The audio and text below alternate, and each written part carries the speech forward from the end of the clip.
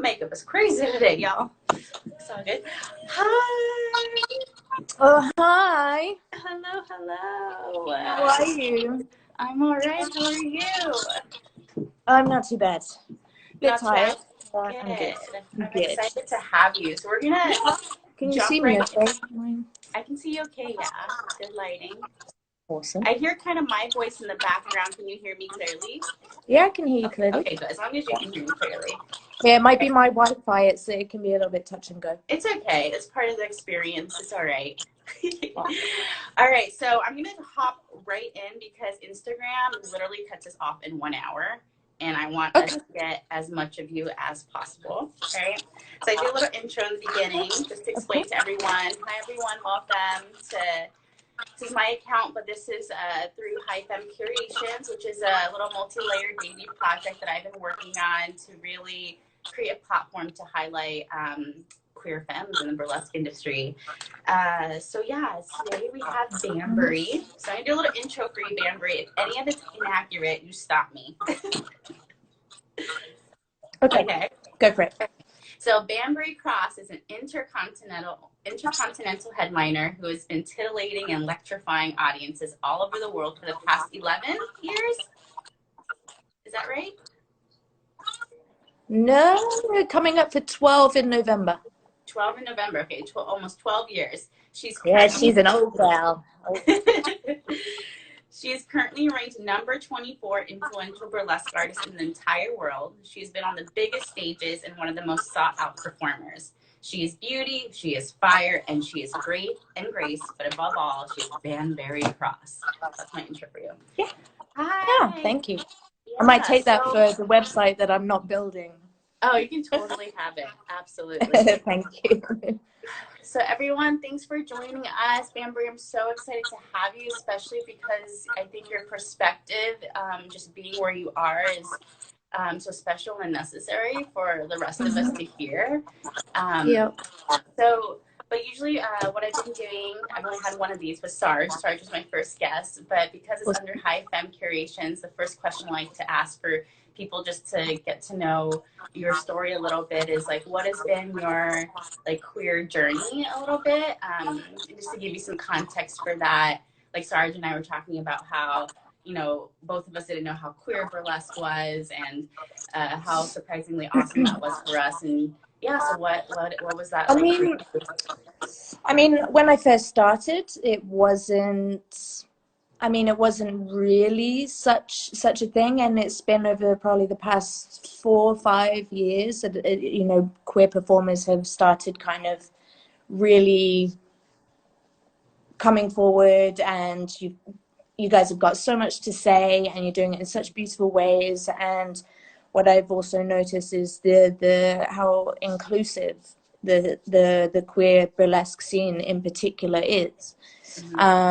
So I mean, my own experience with queerdom, I guess was I had the biggest crush on Bruce from the L Word when I was 17. So yeah, I sort of, and I've always kind of been more attracted to energies rather than trying to figure out if it's going to be a long-term thing or if it's going to be a short-term thing, because obviously you kind of have to make plans. If I'm going to be stuck in the house for the next 3 or 4 months, then you know that that kind of changes a whole bunch of things. So yeah, so that's how I've ended up stuck in this apartment in Berlin, where I should be either in Vegas with my stuff, or I should be in San Francisco with you guys. Is that so? Was it just everything stopped and there was no flights out of Berlin to come to the U.S. by the point? There's zero. Well, there were. So there was. They were obviously still flying, but the Trump administration obviously said that it was just for American nationals that could fly in. Me, unfortunately, or green card holders, and I don't have a green card. I just have the 3-year work visa. So for me, it was out of the question. Like, there was, like, once this had kind of been decided, I couldn't go back. I couldn't go back. I can still go back to Canada, but then I'm still waiting on the German state to decide when things are going to start being lifted and if travel is going to start, is going to resume. I could go back to London, but, the UK is, pardon my French, is a clusterfuck. It is like,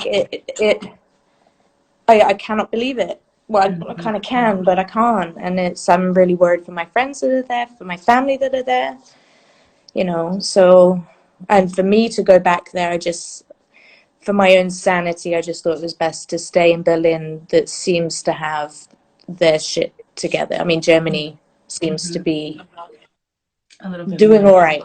Doing all right. I mean, on Monday, things are going to start reopening, like small shops, and then they're just going to do they're going to kind of do it every 2 weeks. So they'll open the small shops and then they'll sort of analyze the kind of data. And then if after 2 weeks it looks better, then they'll start reopening other things. And then, I mean, unfortunately, the theaters and events will be the last ones. Right. I mean, we're the ones that are basically fucked out of all of this. I'm sorry. We're fucked. And I love you because you're so transparent. But that's just not right now.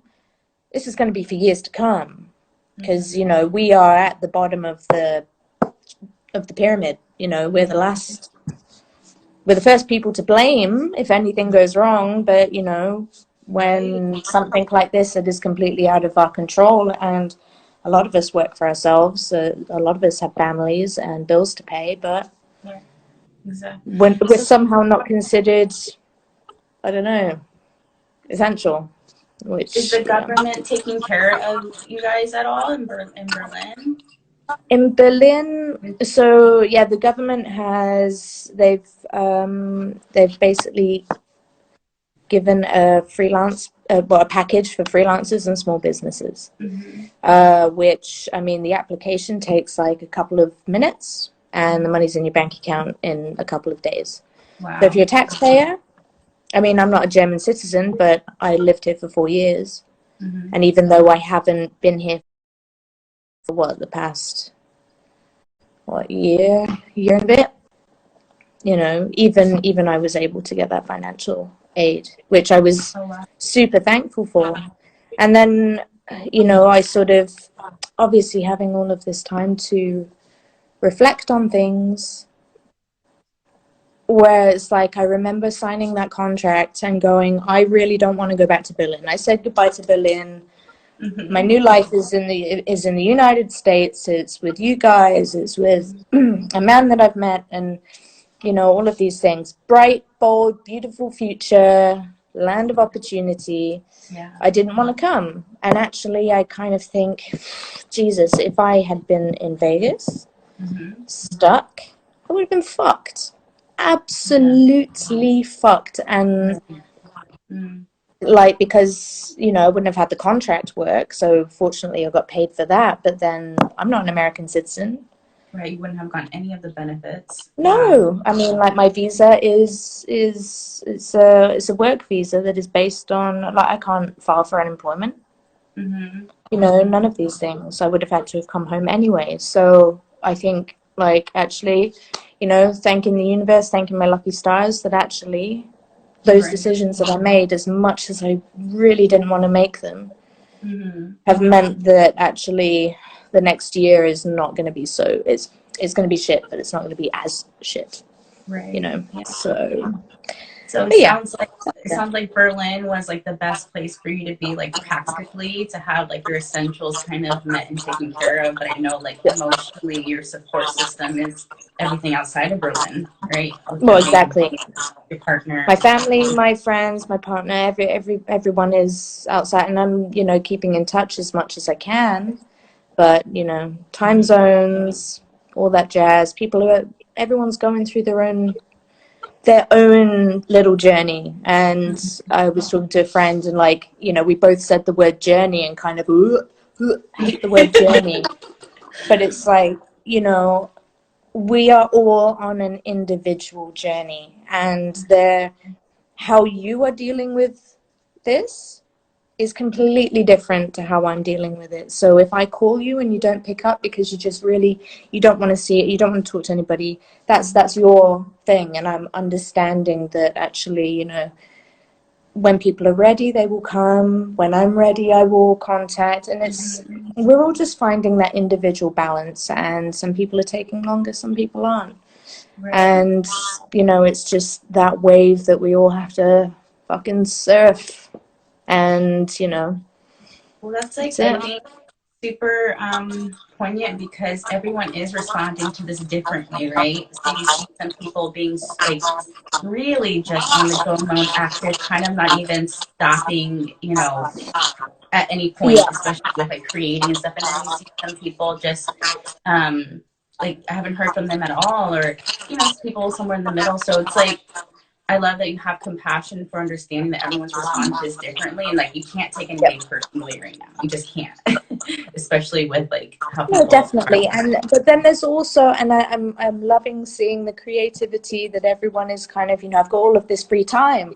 I can do anything that I want to within reason. I mean, I can't go outside and throw like I don't know, a Shakespeare festival in the park. You know, I can't do that because obviously, but you know, seeing what everybody's doing, but also it's kind of I can see the mental, I can kind of see their journey. So they're busy, because that's kind of like a distraction.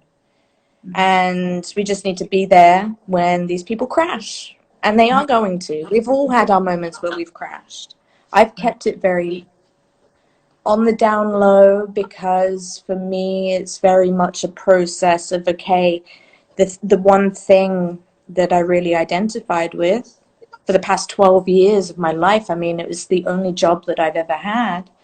It's something that I'm very passionate about and I feel alive when I'm on stage. It's been taken away. Right. So I'm going through that process of, okay, I'm just going to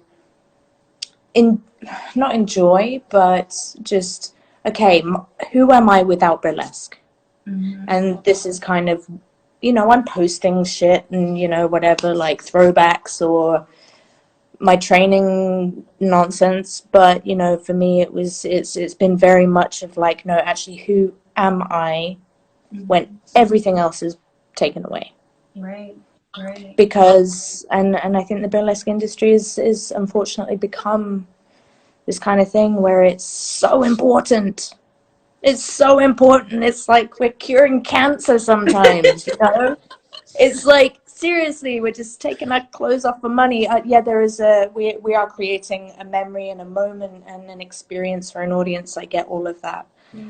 But yeah, it was like, it was reaching a breaking point where it's like, you know, we're taking this way too damn seriously. And if it could be gone tomorrow. And here we all are. And none of us, well, I mean, not all of us, but like me in particular, I didn't know who I was without Banbury. Lindsay kind of had been put on the back burner. Yeah. Because Banbury had basically been my whole life. You know, my career, everything, Yeah. you know, everything that I did, every decision that I made, it was never for Lindsay. I mean, it was for Lindsay's bank balance, but you know, it's always been about Banbury. And then I'm just kind of like, okay, now Banbury doesn't really exist because there's no stage for it. So And Banbury only exists when there's a stage. I mean, in the early days, no. And I got very, very confused and I was trying to play this part all the time. Now, backstage, I mean, people call me Banbury, but if people know my real name, generally they call me Lindsay. Because it's like, no, those moments, those minutes that I'm on stage, I am a character. I've been playing Banbury Cross for 12 years. You know, it's like, you know, Patrick Stewart has been playing Jean-Luc Picard and that's his, you know, that's his thing. That's not who he is. But I think you understand what I'm talking about. It's like I've been playing a character, but, you know, somewhat neglected myself a little bit. And it's been really nice this past month just kind of going, what do I want? Who am I? Where am I going? You know? Yeah. I mean, The options are endless. All right, Like we can I mean, really, it's been it's been a blessing in disguise, really. Personally, and I know a lot of people wouldn't, I know a lot of people are going through some really tough shit, and yeah, and that sucks. It really sucks. But, you know, for me, it's been kind of, yeah, a blessing. Because you figure out what your priorities are again. You're like, okay, I don't need to spend $100 on this lovely dress that is going to arrive and I'm only going to wear it once and it's a waste of money. And now it's like, don't need it. Actually, I kind of need to eat right now. So I don't know. It's been a whole like priority shift. Puzzle shifting. Totally. Yeah. I mean, I just think that's so refreshing, and that was one of the first things that really drew me to you, that you are just so transparent about, I think you're, especially being like the kind of performer that you are, the amount of success that you've reached in your almost 12-year career. Like, it's just so nice to hear someone who just is so grounded in the reality of things, and that's really vulnerable to like be like, okay, we're gonna put Banbury aside now and then bring Lindsay forward, and then see like where do the two meet, where the two don't ever meet. And that's I've been enjoying that too. I really relate to that sentiment of like, me being Priscilla, like just who, not who is that, but just like hearing that name even more as I go to, I still go to work and stuff. So thank you for that. So with that said, like, have you been having a daily routine? Like, I'm a mass creeper of you, so I know that you're doing pole. You're working on pole, but is there like, are you keeping to a pretty like strict, but some kind of guided routine where you wake up? I am the most undisciplined person that you will probably ever meet. I mean, it would appear otherwise that, I like to work out and blah, blah, blah. I do like to work out, but I don't want to set myself, I guess like the only comparative thing is like, I don't do choreography in my act because if I forget it, then I'm just going to beat myself up about it. So if I set myself a schedule and I don't stick to it, I know at the end of the day I'm gonna feel like shit because it's like, oh, I had all of this stuff today. Some days I have like little things that I want to do, but other days I just kind of let it go with the flow. So I mean, one thing that I have been doing, I didn't this week. I've been very naughty, but Chris O. Chris O. Yes. He's doing like just an hour-long workout every morning at 10 a.m. I guess you guys are probably still sleeping then. Yeah. So yeah, at 10 a.m. I'll usually get up and I'll kind of do a little stealth workout, and then I feel energized. I'll make myself the same breakfast. I'll have a coffee. I'll sit and I'll, read the news if I feel like it. Sometimes like I will just draw like 3 tarot cards, just like, okay, what's the day gonna look like today? And if there's shit cards, and I'm like, all right, I'm just gonna cut myself a little bit of slack. I'm just gonna go and lay out on the roof for a few hours, listen to some music, and then get back to whatever it is that I need to do. But yeah, I think some people work in very different ways, and I don't really work to a schedule. I did write one on day 1. Okay, do you want to share that with us? I don't know where the fuck it is, to be honest. I wrote it and I had it up, and then I was like, oh no, that's never gonna happen. It was like 10 till 11 I'll do Chris O's workout, and then 11 till 12 I'm going to go into the yard and I'm going to bullwhip, and then 12 till 1 I'll have a social media break, and then like 1 till 2 I'm going to do lasso, and then I'm going to... Never happened. Never happened. I was just like, no, it's just not out. It's not how I roll. So, but I do understand that, especially... like I've spoken to friends that do work in this way, and they're just like, just like little things, like, you know, even if it's just one thing a day that you can commit to, it just makes it does make a lot of difference. So 10 a.m. workout. Usually I'll do like a 9 p.m., 10 p.m. pole thing just to keep up my strength. Right. Just like little things like that. You know, we don't have to fucking move mountains right now. I mean, we're all stuck inside. Like, do whatever works for you and stop putting pressure on yourself to have to be able to conquer the world today. You know, it's exhausting. It's exhausting, and you're only going to crash and burn if you put these unnecessary and long-term damaging pressures on yourself. And basically your mind is trying to adjust to a very, very surreal situation. Right. I mean, it's absolutely surreal. And have you always approached like burlesque, or just has this always been your temperament, where you've been just pretty like realistic and relaxed about things, and that's how you've managed to have a sustainable career, and just being more relaxed and like not take yourself too seriously? I mean, you probably have to ask people that I started working with. I think probably a few of them are probably on there. I think I probably took myself way too seriously in the beginning. Yeah. Oh no, I thought somebody said something. I'm like, no. So probably in the beginning, I took myself very, very seriously. I was all about the Marilyn thing, and that was obviously a big thing. All of my acts were inspired by Marilyn. I would only use music between the years 1957 and 1963 because that was like, you know, all of this kind of shit. And then dressing like it every day. Yeah. And, you know, I mean, I wouldn't say that I'm shy. It just takes me a little bit of time to kind of get to know people. And I think in the early days, a lot of people were really put off by me because they thought that my shyness or just my reserve, they mistook it for arrogance. And so actually, and when that kind of started coming back to me from various sources, I'm like, but I'm not arrogant. I just like it. I'm not gonna like, I don't know, give somebody I just met like a big bear hug. It's just not how I roll. Right.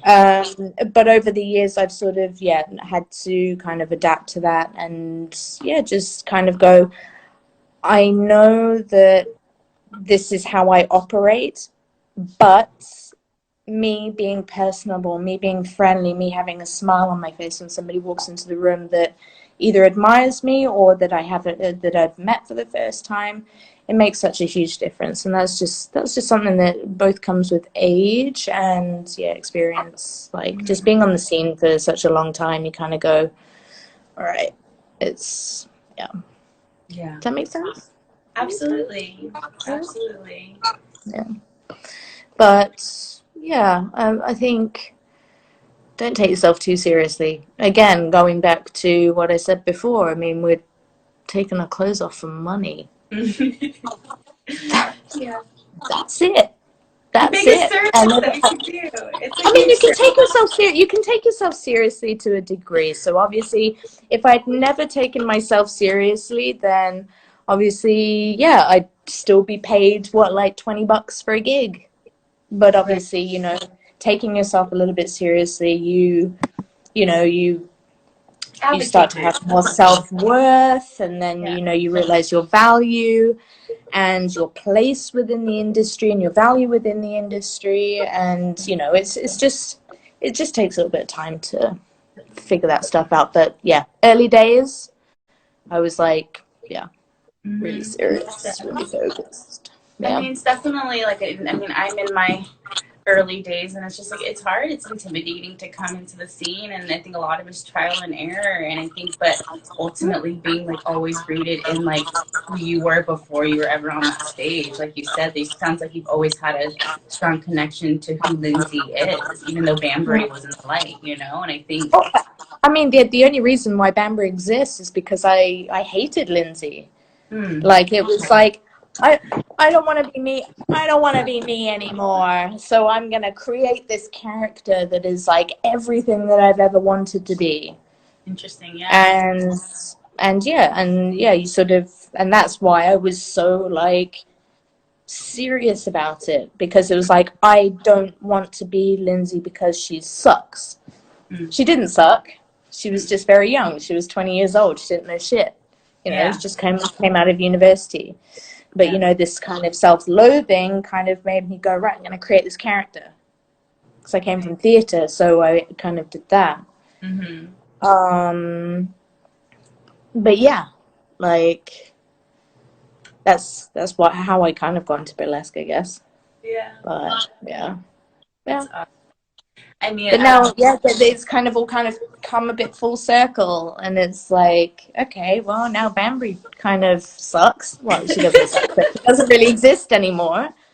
She cannot function right now, so, okay, now I have to go back, like 12 years and kind of address these, like, why didn't I like myself very much? Well, yeah, it's a lot of time to definitely self-reflect. I mean, in terms of being Banbury, I would imagine people have contacted you to maybe do some live shows and stuff. Correct me if I'm wrong, but I don't think I've seen you do any of them. Zero. What? Really? What? You're kidding me? Well, No, really? Would you do it? Would you want No. to do it? Are you interested? No. I didn't think so. And I think, yeah, I think it's, I mean, I'm going, no, I mean, it's not to say that I won't. I've said that I'm going to film an act, one of my acts. Yes, and I'll send it to, like, to Sarge or yourself or to Jolene, so someone else can actually benefit from it, because I'm okay. I mean, like, I don't need the tips. I don't, like, if it, for me, it's like I want the people and the places and all of these other things that I care about to survive this. And if I can do that just by, you know, being Banbury for a few minutes, and then they can use it however they want to raise money for whatever cause, go for it. Like, absolutely. But me personally, like, I'm not really interested. And that's not because I don't care about, you know, all of these, like, kind of quarantine shows or whatever. I'm a live performer. Yeah. And that's it. Like, the whole basis of my performance style comes from that one-to-one moment that I have with an audience member, and I can't do that on camera. It would just be me, you know, robotic, going through the motions, and that's not the performer that I am. I'm a live performer. It's like, you know, it's an experience. It's like a contract. It's me, the audience, everything, the lights, blah, blah, blah, everyone together. And I mean, we have to do what we have to do, and I'm not poo-pooing any of these online shows or what anyone chooses to do. I just think personally, I don't want to lose my magic, and my magic is live, you know, and that's just a personal choice. I mean, I'm happy to talk and, like, be goofy and all of these things. But yeah, no. What I do is yeah, the audience is such a big part of what I do, and without them there, without being able to touch them or, you know, rub their boobs in my face, their boobs, my boobs, their face, theirs in mine, there, all the boobs. So without this kind of, you know, boob rubbing exchange, you know, it's just not the same. It's just not the same. But I'm, yeah, so if anybody out there, you know, has, like, I mean, yeah, you know, if there's a little bar like Jolene's, my heart, Jolene's, like, I will donate a video, like, take it. Any money you make, keep it, stay open, pay your staff, feed yourself, pay your rent. If I can help in like a little way, then you know it's yeah, it's yeah. Yeah, I mean, I'm so glad to be talking with you because I don't think that most people are experiencing this the way that you have.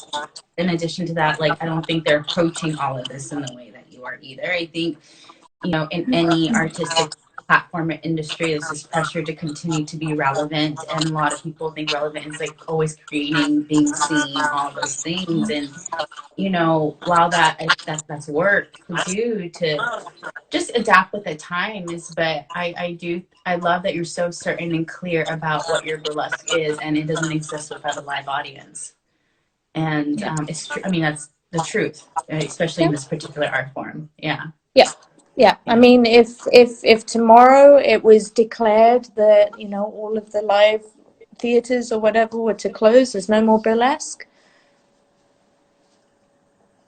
There we go. There we go. It's the end of Banbury Cross. I mean, I'd probably still be like, you know, taking pictures of me wiggling in a bikini or something, you know, but you know, Yes, give us that. I mean, I can do that. Lindsay can do that. Uh-huh. Yeah, but yeah, no, it's so important. But I mean, I think, you know, we're all going through really tough times, and I understand, especially in San Francisco, where the rent is so high, and if you are, you know, basically barely making ends meet normally, and then to have it all taken away, Mm-hmm. I can't even begin to imagine. I can't even begin to imagine. So, Yeah. I mean, if people wanted to have an OnlyFans and a Patreon and all of these things, Mm-hmm. you know, I'm sort of like the small amounts of money that I do have in reserves, I am buying, you know, like online courses and these sorts of things, and actually trying to.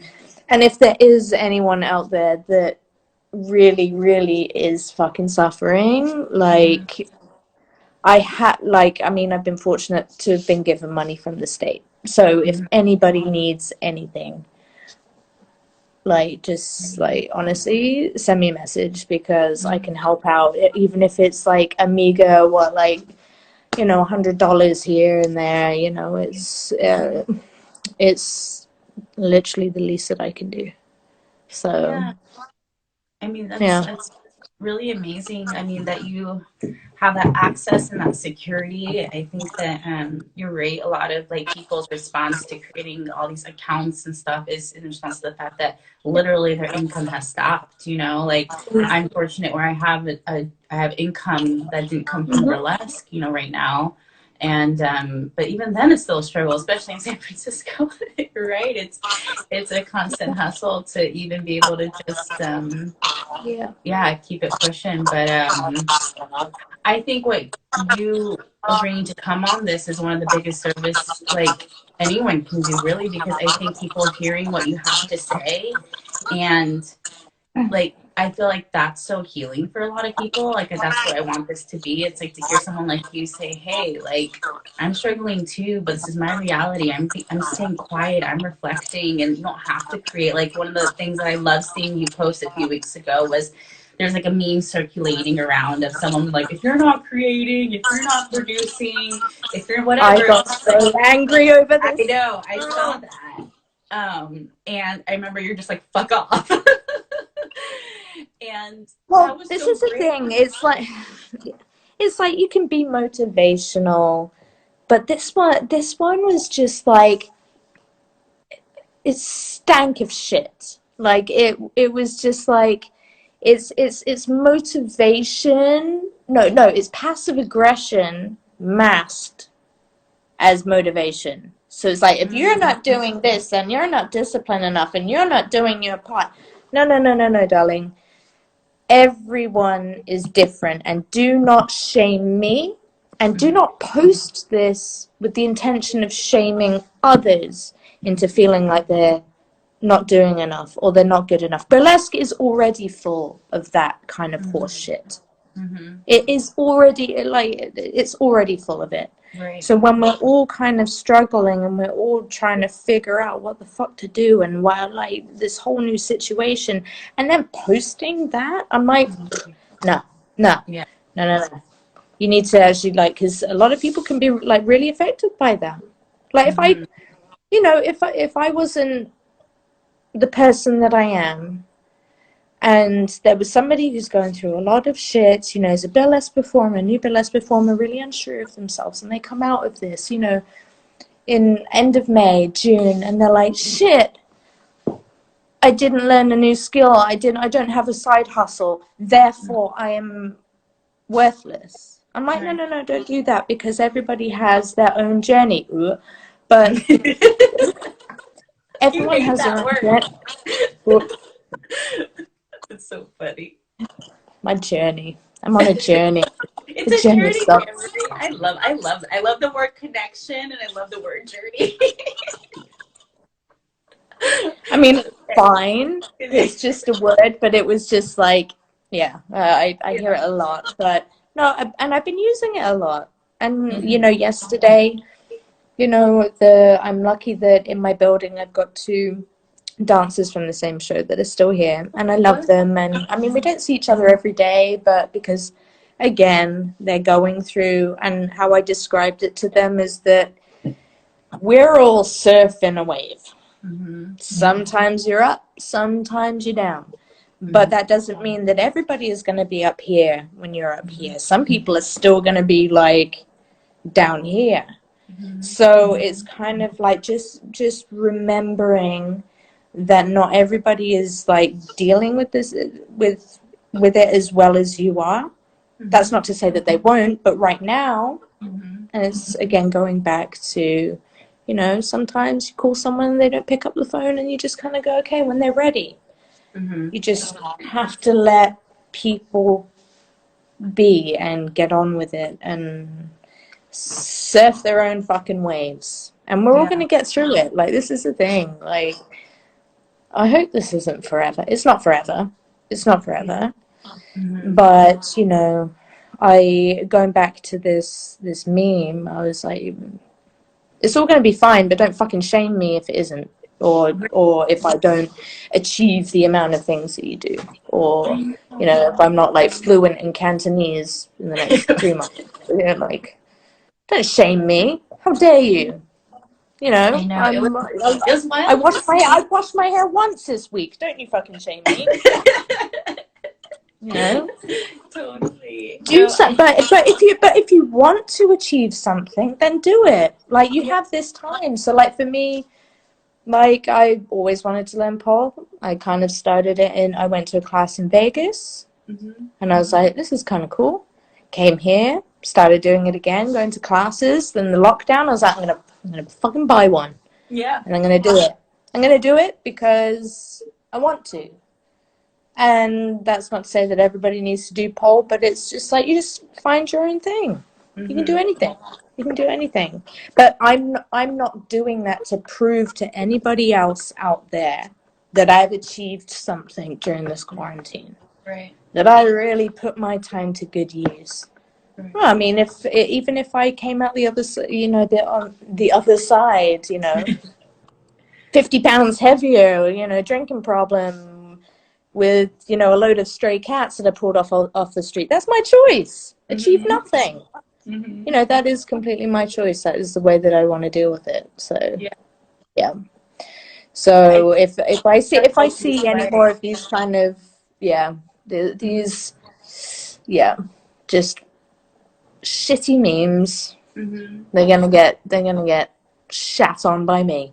I love it. Well, definitely, some people have asked for the meme. I can post the meme. I don't want to continue that message, but if you want to really see what it was, essentially, I mean, it was interesting to see how many people really did repost that one, and just like you said, there is, especially in burlesque, it's one of the first art forms in which, like, and I read a cool article online about you, how you're basically saying you're a one-woman theater production company, essentially. You know, I mean, that's what burlesque and a lot of it is. We do everything ourselves. So on top of doing everything ourselves, oh my God, now we have to do OnlyFans, we have to do freaking Patreon, we have to do TikTok, we have to do Facebook Lives, Instagram Lives, whatever.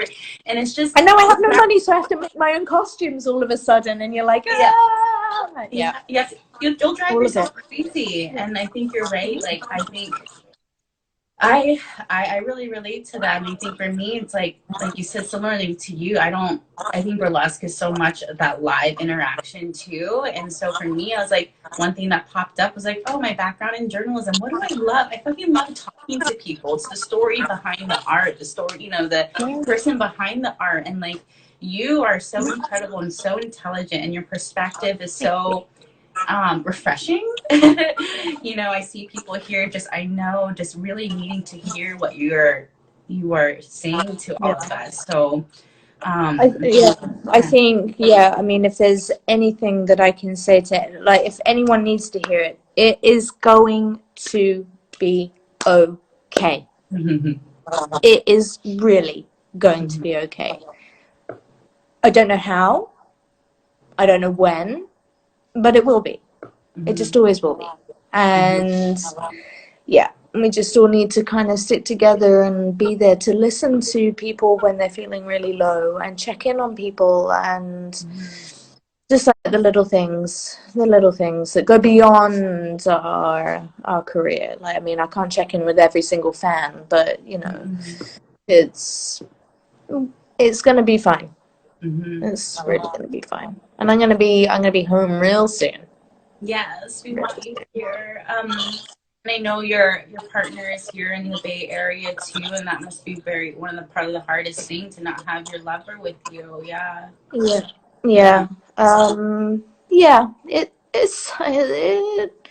It sucks a little bit. Yeah, just a little. No, he was due to arrive.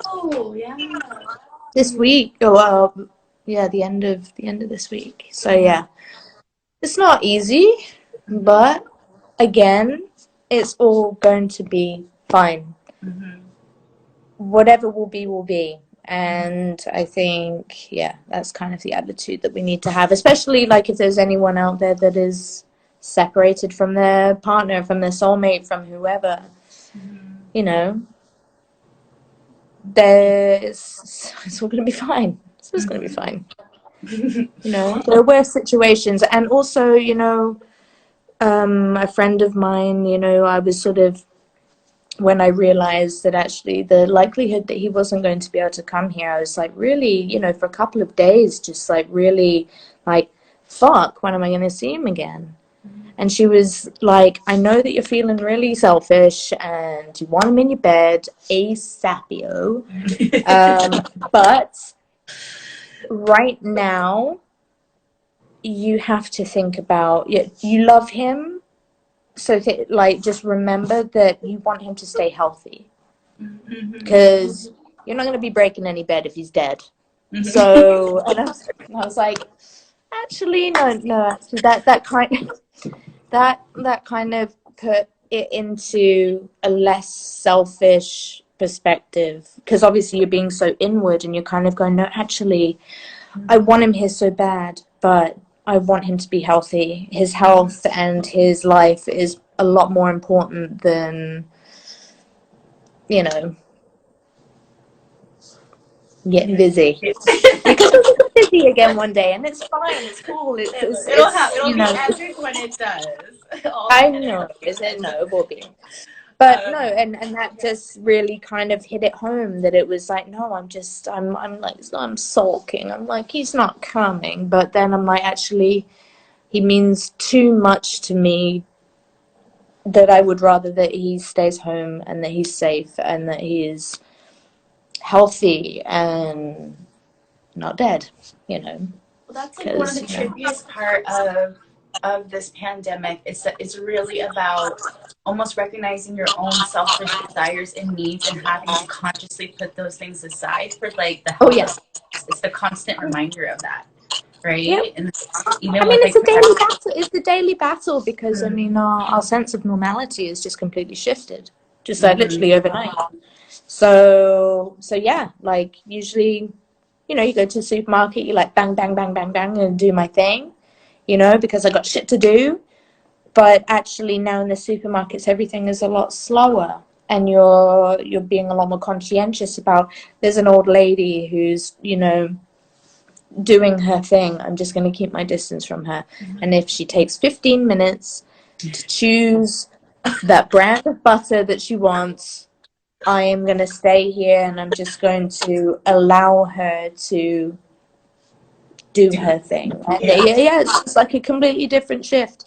And obviously, like, I mean, like I lived a long time in London, Shanghai, Berlin, you know, you're in San Francisco, high-paced city.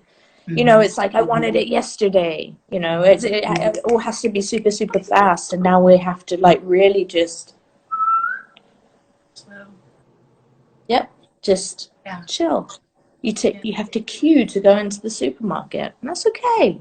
That's okay. It just takes a little bit more time. But what else you got to do? Where else have you got to be? Oh, yeah, I know. Yeah, I've got this appointment. No. You know, it's wild. Yeah. So yeah, it's been a real eye opener for sure, in terms of like selfishness and selflessness and priorities and who is a priority and who. So that's why I've been a little bit quiet, because it's. But I'm always here if you want to talk as well, like privately. It's always nice to hear from people. I love it. Yeah. Thank you so much. I mean, we have 10 minutes left. I know, and I have to be, because I don't want last week with Sarge. It kind of ended perfectly, but Instagram will cut you down after an hour. Like, really? So, I had no idea. It's swift after an hour.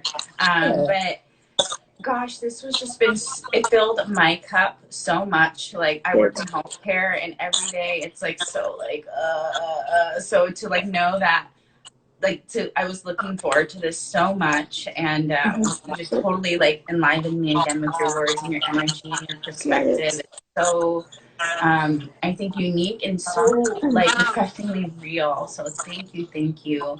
I think right now what we all need is verbal hugs, a lot of verbal hugs. And also, like, I'm a big believer in what you put out is what you get back. And we are all made of energy. We're all made of stardust or whatever. And I think just by being positive and upbeat and helpful and kind, and it's okay to be sad sometimes, but being all of these things and putting out all of this good energy, it's good globally. Like, it's just, you know, take it. Take my good energy. There's a tulip. Take it. You know, it's, you know, so even if you're having a rough day, and that's kind of the practice that I've been getting into, is, you know, I'll wake up and I'll be like, oh, fuck today. I look out of the window, I think about something that I really love or something that really makes me happy, and then it just completely changes, you know? So, yeah, just positive. I know that's tough, but positive mental attitude makes a world of difference. But yeah, I'm waffling now. It's a fine balance, like you said. I think prioritizing positivity is so necessary. It's almost like it has to be like a practice in your medicine every day. Otherwise, like, I can go down that rabbit hole very fast of darkness and misery. Just like so fast. And I think people who really understand that darkness know even more like the importance of keeping that positivity, right? Because once you go down, you go down. So it's a really great, it's a practice, a daily practice. Well, one question that I have left that I want to kind of, and if you don't have an answer to it, it's fine. But I know that you want to get back to the stage as soon as possible. Is there a particular act or a new act or something that you want to do as soon as this is all over? Well, my cowboy is stuck in Vegas. The green one, the one is stuck there, and both green ones. So the lovely green one. Oh yes. And then the cowboy is there. Both of them. So what do you have with you? You have, I know, your champagne act one, because that's what you. I got my champagne, and I've got like this peachy one. Yes. Okay. That I did. That's it. Yeah, you did. Yeah, I did that at Jolene's. Yeah. So the fans behind me. I know those beautiful. What do they call again? What kind of fans? Like waterfall tribute. Tribute. Yeah, those Yeah. crazy motherfuckers. You have to be so Bullshit strong. expensive fans. I don't know. They're beautiful. Yeah. So Yeah. that's literally, I've only got the 2 costumes, and then I had this lovely little bathrobe Right? made because I wanted to make an act that was like something bubbly, reverse strippy. I don't know. I haven't figured it out yet, but yeah. So I was seeing you wear that in your story. Such a unique robe. I love it. It's beautiful. Super cozy. yeah, yeah. No, I'm really glad that I had it made actually.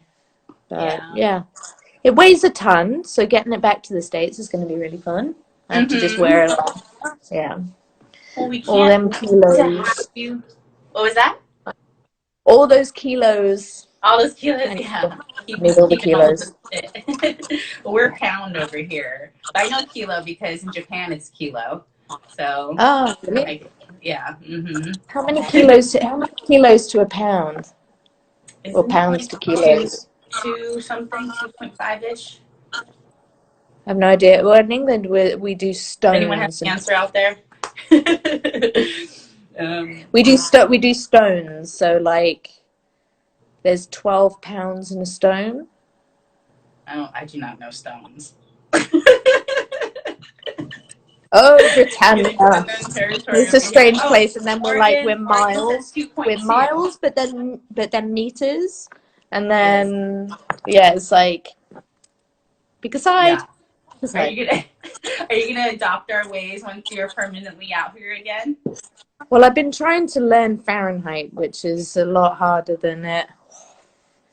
Yeah. Yeah, like I Yeah. know that the 70s are warm. 70s is like, it's just that nice Spring. LA sunny weather. It's just like cool. It's like sunny with a breeze. 100 is usually August in Vegas, right?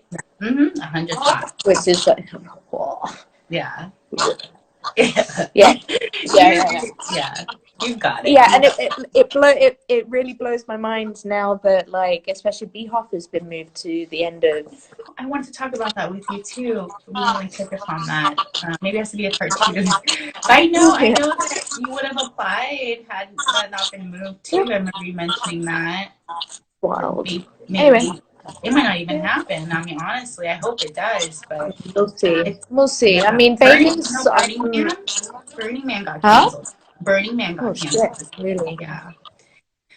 So, like you said, wild times, but I do trust as well that things are going to be okay. Like all good things, bad things do pass, always. And you know that the minute that travel ban is lifted, You'll be back. I'm a coming. I'm a coming. Yes, please, Yeah. because we miss you so, so much. You totally revitalized the San Francisco Bay Area scene in a totally different way for all of us. And Thank we you. can't wait to have you back, honestly. We miss Yeah. you so, so much. I really Yeah. can't wait to be back. Really. Yeah. Yeah. Well, thank you. Sophie says, love you on stage, Banbury. Love you even more now. You're gorgeous. And yeah, thank you everyone for tuning in. We have been looking at your comments. I was trying to do this so maybe there's a Q&A, but I get a little selfish and I just like kind of like talking and listening. But That's okay. yeah, you have so much love here, Banbury. Thank you so much for coming on here with me and just giving us your time and energy. Like, I think you did so much more than I wouldn't have done it for anybody else but you. But literally the only live thing that I planned to do. So I was like, yes, yes, yes. I'll brush my hair. And it's gone a little bit. That's so sweet. Thank you. For everyone tuning in, this will be on YouTube later this week along with Sarge's. I'm hoping to do like a little archival series of interviews with Awesome. yeah, Oh, with you have everyone. Sweet Pea tomorrow. We have Sweet Pea tomorrow. Yay! Yeah, just so many, great voices and perspectives on this. It's a very unique time, and like you said, everyone's experiencing this differently, and I think that's what's so interesting. And, thank you for bringing us back to health and reality around some of this. Thank you. Of course, anytime. And if anybody has, like I said, any questions or you need advice or you just need a little bit of cash, then please, like, really don't hesitate, because we all have to help each other out. Yeah. So thanks, Banbury. Yeah, I have her Venmo. It's gonna cut out probably in 30 seconds, but her Venmo is down there. If you want to give Banbury some tips, and then Banbury can decide where that money goes, that's totally cool. Or message her and ask her where she thinks you should donate to. I'm sure she has lots of ideas. amazing. Yep. So I'll do thank that. you. I love you. Thank you, I everyone, for love tuning you. in. Big hugs to Blix too. I will. I will. Love Love you. you. Bye. Bye. Bye, everyone.